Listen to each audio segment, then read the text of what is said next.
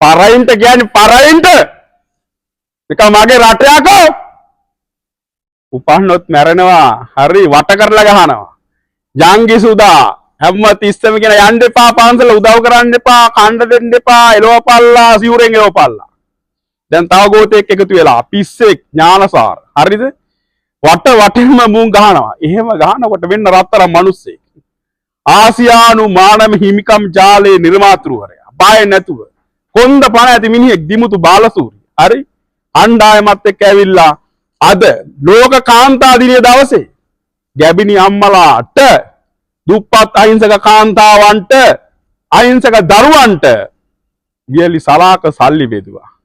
උඹලා අපිට ගහනවා ඒත් මේ වගේ රත්තරන් මිනිස්සු ඉන්නවා. හරිද? නිසා මේ උඹලාට දෙන ඉරිසියාවක්. උඹලාට හේයි ගා ගන්න වෙනකොට මම මොනව කරන්නද?